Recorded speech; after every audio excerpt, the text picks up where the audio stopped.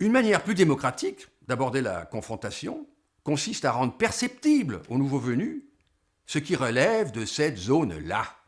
Il s'agit de rendre visible aux nouveaux venus les différences qu'il y a entre ce qui, dans son bagage traditionnel, est considéré comme tout aussi acceptable que tout autre bagage traditionnel ou non, et ce qui ne l'est pas.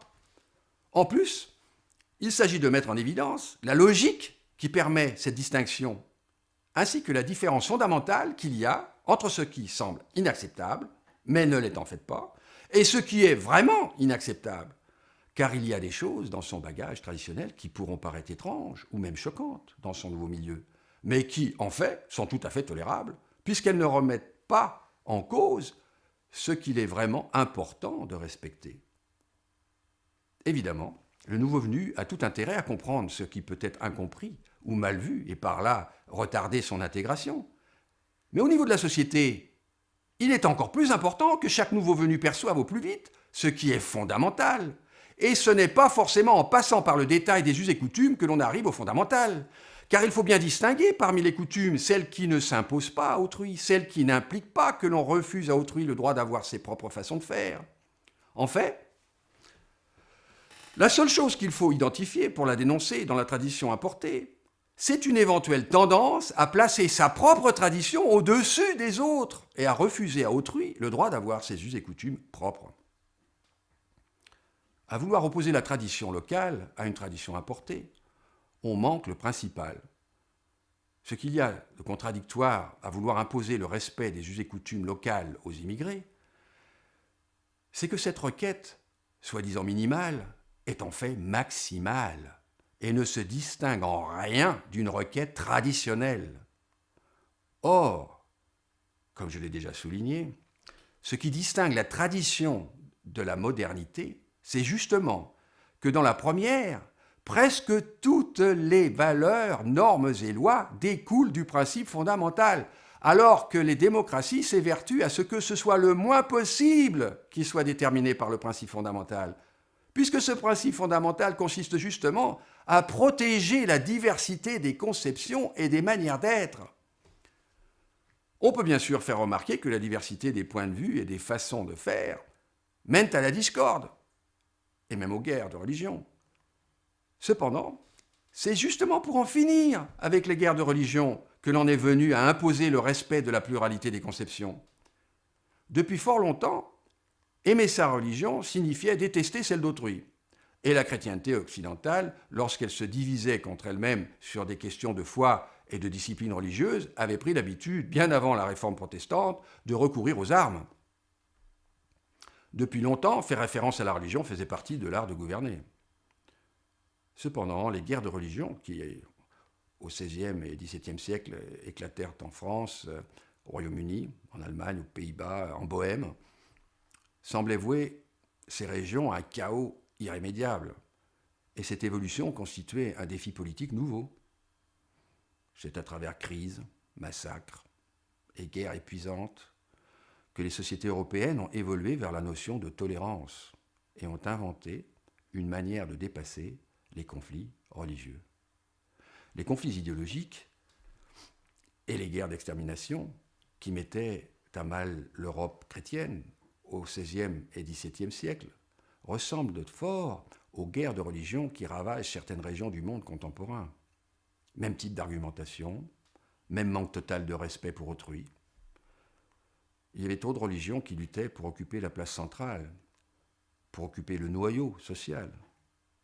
Comme il semblait de plus en plus évident qu'aucune de ces religions ne parviendrait jamais à s'imposer sur toutes les autres, on pouvait tout aussi bien chercher à établir un consensus minimal de respect mutuel afin d'éviter que les guerres ne conduisent à encore plus d'horreur, plus de destruction et de misère. Ce consensus minimal, ce fut justement le respect de la diversité des conceptions. Et pour rendre cela opérationnel, il fallut établir la distinction entre la sphère publique et la sphère privée. Il fallait en effet garantir que chacun puisse penser et faire ce que bon lui semblerait, tout en s'assurant que personne ne pourrait contraindre quiconque à penser ou faire de même. La solution, ce fut de renvoyer la croyance à la sphère privée et de la garantir dans la sphère publique. Chacun se voit en effet garantir le droit de pratiquer sa religion à la seule condition qu'il accepte que toute autre personne a le même droit de pratiquer la sienne. La démocratie institue des principes et des lois qui garantissent le respect de l'individualité et de la diversité, même lorsque cette individualité et cette diversité sont en position minoritaire. La démocratie n'est ainsi pas seulement un gouvernement de majorité, puisqu'elle garantit à toute minorité le droit d'exister et de s'exprimer. Ce qui implique que soit établi et maintenu un espace où chacun peut exprimer son point de vue, ses valeurs, ses souhaits ayant rapport avec l'élaboration de buts communs et de normes communes. De fait, on attend de chacun qu'il participe, puisque c'est justement l'élaboration continuelle du projet politique qui donne sens au lien social. La démocratie lutte contre toute revendication hégémonique d'un groupe particulier. Autrement dit, elle lutte contre toute prétention individuelle ou collective d'envahir la sphère publique et d'en figer l'orientation.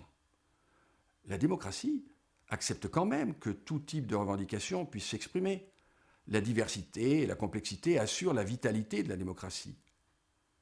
La société démocratique se sert du désordre pour créer de l'ordre, de la différence pour trouver un commun accord. Le pluralisme, qui est une forme domestiquée de la discorde, doit assurer la paix civile. Les fondements de la démocratie, ce n'est donc pas l'absence de conflits, bien au contraire. C'est la reconnaissance des conflits et des oppositions pour en tirer parti aux fins de la paix civile et de créativité sociale. La démocratie, elle accepte le désordre résultant des différences et libertés individuelles, à condition que celles-ci se maintiennent à l'intérieur de frontières minimales qui sont établies par les assemblées élues et restent renégociables au sein du débat démocratique. La démocratie se nourrit des conflits les plus divers à condition que ceux-ci respectent les fondements constitutionnels, c'est-à-dire les règles permanentes du jeu démocratique, à condition que celles-ci respectent les choix provisoires issus des décisions prises à la suite d'élections démocratiques. On peut dire que la démocratie est le système dont les règles du jeu garantissent que les conflits et les contradictions peuvent s'exprimer et être régulés de façon à assurer le maintien de la plus grande diversité culturelle et la plus grande liberté individuelle. Elle le fait en canalisant les conflits et les oppositions pour leur permettre de s'exprimer dans un débat démocratique au sein d'assemblées et au cours de négociations où chacun est en droit de s'exprimer et doit être respecté. Et maintenant, retournons au thème de l'intégration envisagée du point de vue de l'idéal démocratique. Du principe démocratique émane en effet une deuxième obligation sociale. En plus du respect des choix personnels des uns et des autres, il faut aussi un engagement collectif. Autrement dit, une deuxième obligation s'impose en démocratie. L'acceptation de la différence de point de vue et de manière d'être ne suffit pas. Il faut aussi un effort commun. Du principe démocratique d'égalité découle que l'on s'attend à ce que chacun participe aux efforts de développement social. La société moderne est fondée sur une conception égalitaire de ses membres. Ils sont citoyens de la société et travailleurs de cette société. La dignité individuelle qui, comme cela est clairement exprimé dans la Déclaration des droits de l'homme, est la valeur démocratique la plus fondamentale, doit se manifester dans le fait que l'on exerce ses droits de citoyen et que l'on participe à la production des biens sociaux. Du principe démocratique, il découle aussi que la façon dont on s'aide mutuellement, l'entraide, change radicalement. Cela aussi doit être mis en évidence pour les immigrés qui ne sont pas familiers avec le principe démocratique. Une telle mise en évidence contribue à l'intégration, car c'est une occasion de montrer que ce qu'il y a de plus important dans l'aide sociale, ce n'est pas son utilité économique, c'est sa valeur politique. Le facteur fondamental dans le travail social, ce n'est pas la charité. Car si on ne devait compter que sur la charité, l'arbitraire régnerait encore. Or, c'est précisément ce règne de l'arbitraire que l'on a cherché à éliminer en instituant la démocratie. La lutte contre l'arbitraire est de la plus haute importance. Et cela, que l'on aime son prochain ou non. L'amour chrétien prêche aussi que l'on aime son prochain de manière inconditionnelle. Et il y a bien sûr un lien historique entre cette forme de charité-là, inconditionnelle, et ce que l'assistance sociale dans la société démocratique est devenue.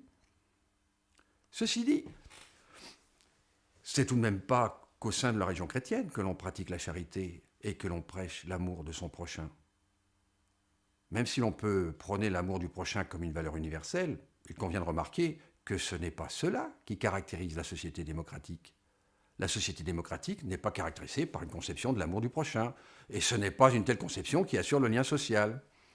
On ne peut même pas dire qu'on a affaire avec la mise en œuvre d'une expression particulière de l'amour du prochain au sein d'une société démocratique, car cela reviendrait à transformer l'amour du prochain en une essence en soi. Cela présupposerait qu'il n'y ait qu'une seule manière d'exprimer l'amour du prochain. Autrement dit, ça supposerait qu'il n'y ait qu'une expression possible d'un tel amour.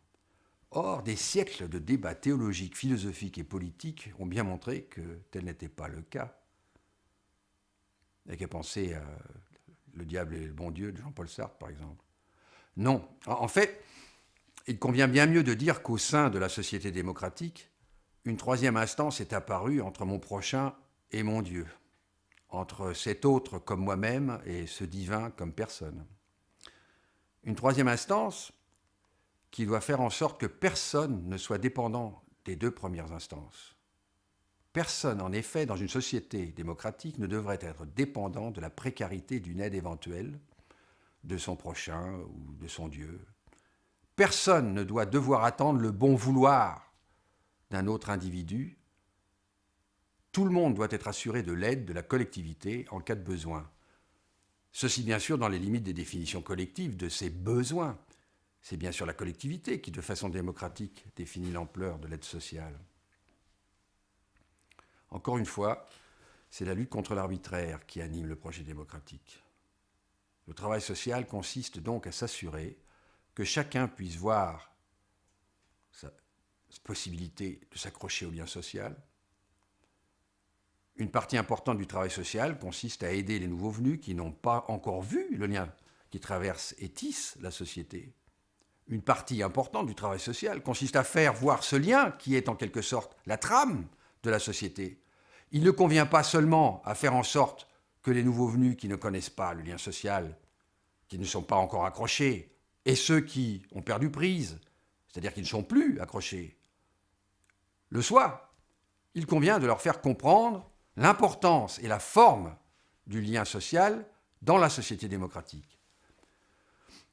Ce doit être par exemple réconfortant pour une personne qui bénéficie de l'aide sociale de savoir que cette aide n'est pas dépendante du bon vouloir et de l'amabilité des travailleurs sociaux, mais qu'elle résulte, cette aide, de tout un réseau tissé de façon systématique à partir de principes qui ne sont ni arbitraires ni cachés, mais peuvent être compris et sur lesquels on peut même exercer son influence. Quand on met en évidence les rôles et les relations au sein du système d'assistance sociale, c'est en fait le lien social lui-même que l'on rend visible. De tout cela, il s'ensuit que chaque personne employée à favoriser l'intégration de nouveaux venus doit être consciente de son rôle. Il ne serait en effet pas suffisant que de telles personnes connaissent les lois spécifiques qu'elles doivent gérer et administrer. Il ne suffit pas de connaître les paragraphes des lois sur l'intégration, les droits sociaux et tous ces principes institués visant à faciliter l'intégration et à lutter contre les problèmes sociaux. Il ne serait pas suffisant non plus que le personnel rayonne d'amabilité et exprime sa compréhension de la situation dans laquelle l'immigré se trouve et montre son empathie et prodigue son aide. Il ne serait pas suffisant non plus d'exceller dans la façon de faire entrer au plus vite les nouveaux venus sur le marché du travail, ou d'exceller dans la façon de faire profiter les nouveaux venus au plus vite de leurs droits sociaux, des services sanitaires, leur montrer où est l'hôpital, de les aider à l'école, etc. Il ne serait pas suffisant d'exceller dans la façon de faire entrer les nouveaux venus dans les réseaux associatifs, permettant aux nouveaux venus de se familiariser avec les us et coutumes de leur pays d'accueil et de se faire connaître de leurs nouveaux voisins. Tout cela est bien évidemment très important. Mais ce n'est pas assez. Pour s'assurer que le travail d'intégration fonctionne selon l'idéal d'intégration démocratique, il convient, chaque fois que cela est possible, de mettre en évidence le principe démocratique autour duquel se tisse le lien social dans la société d'accueil. Un principe qui implique, qui exige d'être connu pour fonctionner, un principe qui demande que chacun le connaisse et participe à son maintien en tant que citoyen. Donc, en conclusion, en fait, être citoyen, c'est accepter de communiquer avec tous les autres citoyens, sur des bases communes, minimales, que sont précisément la reconnaissance des droits individuels, universels, et la nécessité de l'argumentation rationnelle. Cut.